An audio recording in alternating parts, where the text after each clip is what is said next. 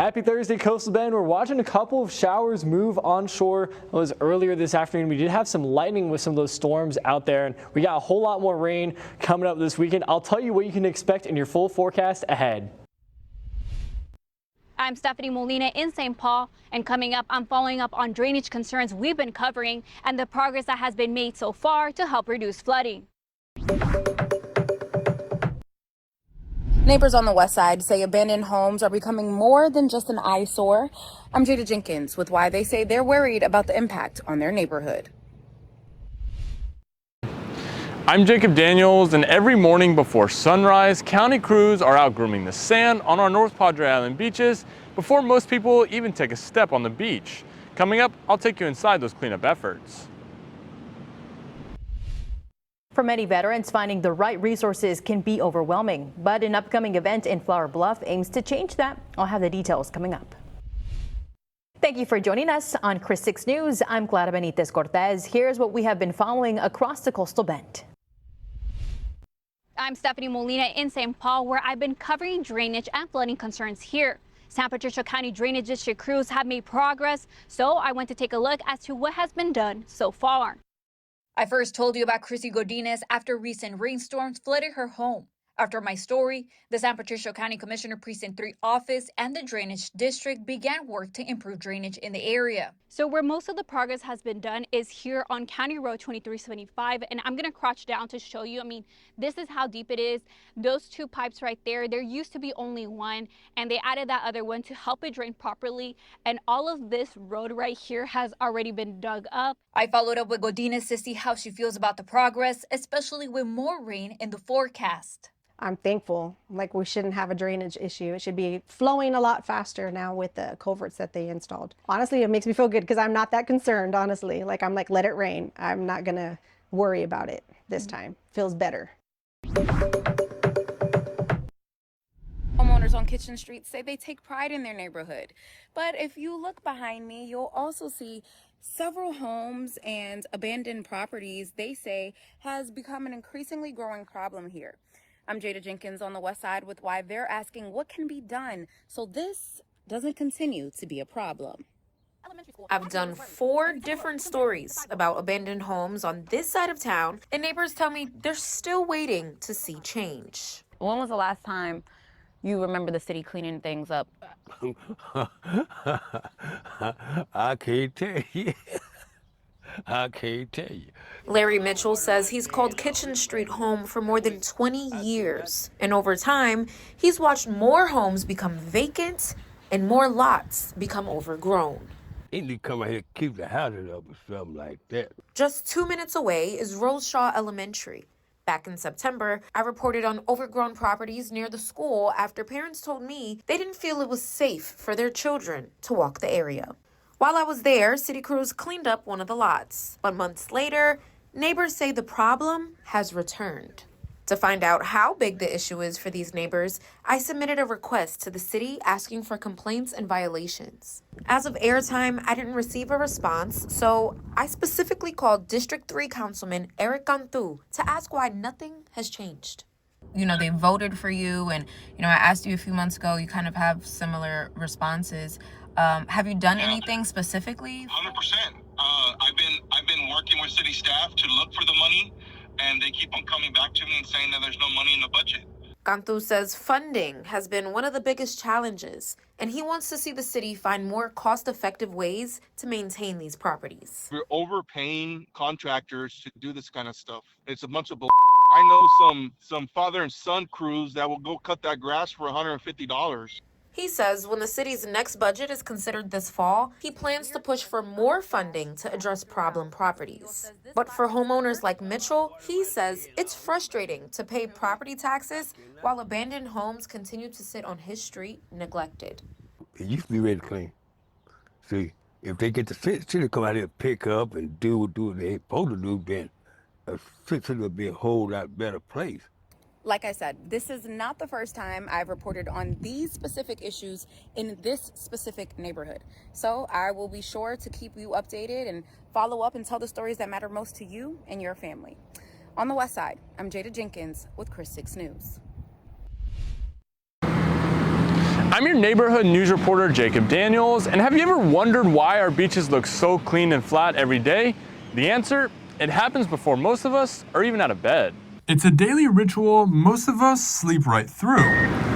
Beach scraping in the early morning hours, and now to answer the question of why they're doing it. Well, that required me to sit down with Troy Adler, a Nueces County Coastal Parks chairman. Yeah, we're trying to maintain the beach for safety purposes for the guests and the people that come visit a beach. We want to make sure that items that may have washed up during the night, big trees, for instance, or maybe some debris or trash is removed from the area. And right now, that job is made extra tricky, with drought conditions making the sand softer than usual. We're trying to push some of that softer sand out of the way, get more to the hard packed bottom so that the general vehicles of our public can get there, not just all four-wheel drive trucks. Translation, you shouldn't need a lifted truck, and that's the point. Not everybody, as I mentioned, has four-wheel drive trucks, and so we want to have access as best possible for people from out of town, as locals, as well people from out of town, and to eliminate them getting stuck and having damage to their vehicles. And this isn't a once-in-a-while touch-up. We're there every morning at sunup, try to get out there and get it leveled and clean and organized as best possible. I found someone enjoying the fruits of all that early morning labor without even knowing it. And once he found out a crew is here every single morning making that happen, I think it's a great thing because it really shows how much they care about the community and everything, and how much they care about the people here and even the visitors. So the next time you want to leave trash on the beach, just know somebody else has to pick it up. Oh, and if you like not getting stuck, now you know who you can thank. Reporting on Padre Island, I'm Jacob Daniels, Chris 6 News. Hello there, meteorologist Chris Malva here. We're taking a look at the Saharan dust that's been sitting pretty much all over a bunch of South Texas, even kind of stretching into Central Texas as well. And we're going to have a little bit more of that dust on the way, but in the next couple of days, we're going to have a little bit of a break for that. And you'll notice Friday afternoon, not as much dust, at least over Corpus Christi. What's going to basically take the place of the Saharan dust? Well, that's going to be some moisture. It's going to come and take its place, but check this out. Look at this very thick plume of Saharan dust that's just racing across the Gulf. Next weekend, that's going to leave us with a lot more hazier conditions next week. In the meantime, though, rain chances for the rest of today on the lower side of things. Still, we did see some pop-up showers and storms earlier, so if you do hear thunder, make sure to go indoors. But we're going to be dealing with this roller coaster of a rain pattern peaking Friday into Saturday, dying down a little bit Monday, but right back up by Wednesday.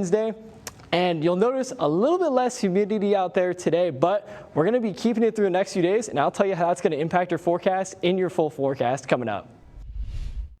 A local veteran doesn't want an upcoming event to go unnoticed, so he reached out to me hoping to spread the word about a free health fair that could connect fellow veterans with care and support. Tomorrow, VFW Post in Flower Bluff will be opening its doors for the health fair, so veterans can receive health screenings, meet with organizations that provide local resources and support, and take advantage of services like massage therapy, all in one place. The event runs from 9 a.m. to noon at 702 Jester Street. Organizers hope every veteran who needs these services knows they're available. Barbecue plates with brisket trimmings will also be sold for $12 during the event.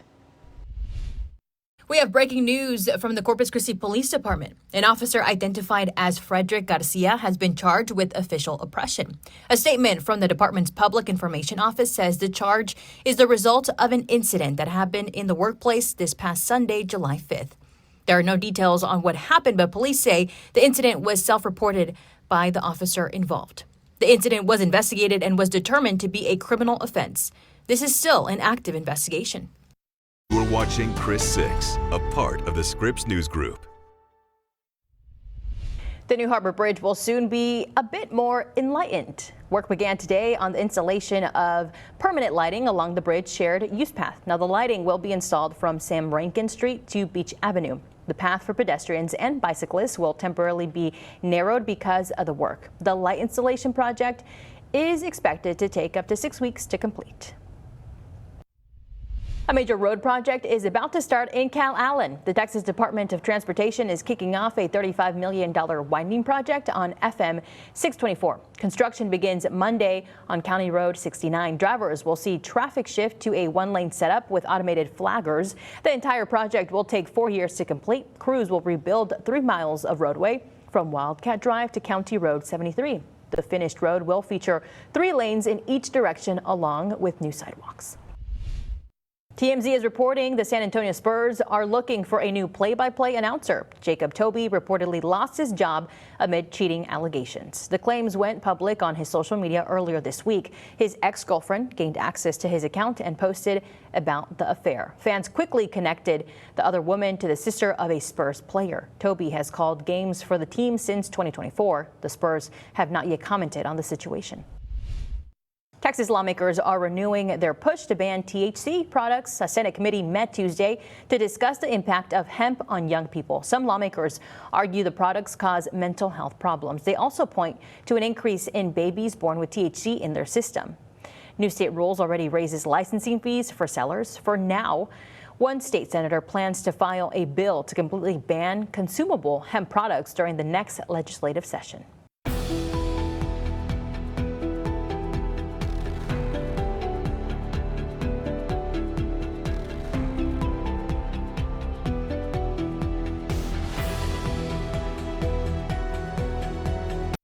Corpus Christi Regional Transportation Authority had a surprise going away celebration today at the Staple Street station.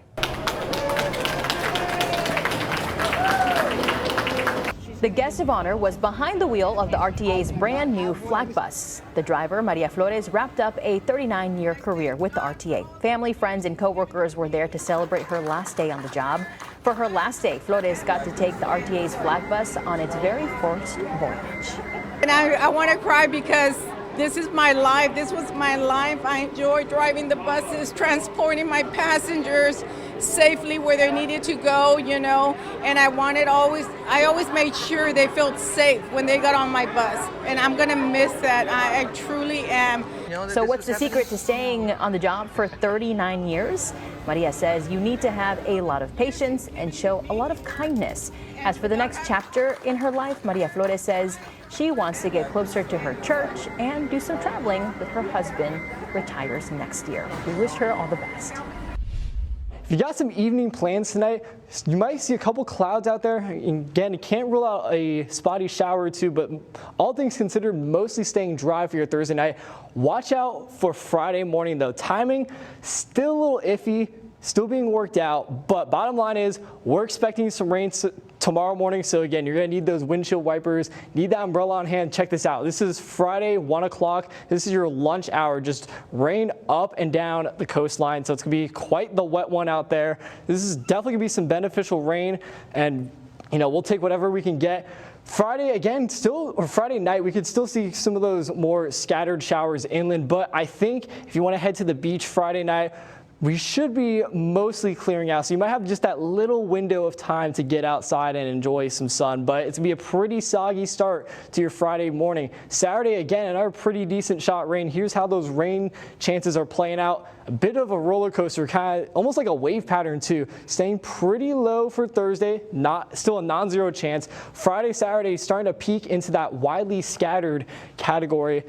Things, again, dial back down for Monday, and that's because we had that very thick plume of Saharan dust that's going to return. And that's, while we'll still have some clouds out there, it won't be, because we'll have more dry air in the atmosphere, it's going to be a little bit harder for those raindrops, those ice crystals in the clouds to actually grow, melt, and then fall back down as rain. So we're not going to be seeing much rain from Monday, but those rain chances are kicking back up towards the midweek. Here's what those rain totals could look like for the next couple days. Again, mostly going to be in that trace to about maybe ½ an inch. Some neighborhoods, though, could get as high as 2 to 3 inches. So we are going to be watching out for some coastal flooding concerns over the next couple days. But of course, we'll be continuing to iron out those totals. But with all that rain, you might notice those high temps are a little bit cooler, at least for tomorrow. But I'll tell you what you can expect on your full 7-day forecast ahead.